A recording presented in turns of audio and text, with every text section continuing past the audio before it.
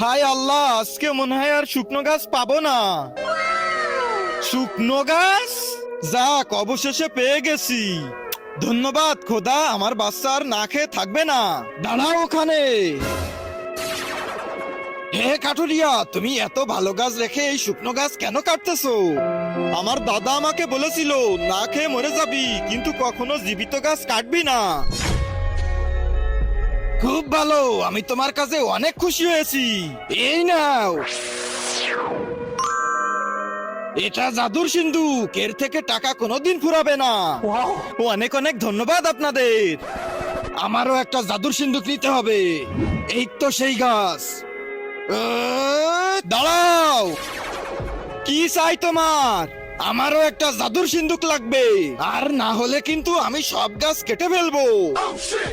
এ তো দেখছি একটা লোভী কাঠুরিয়া, একে তো একটা শিক্ষা দিতেই হবে।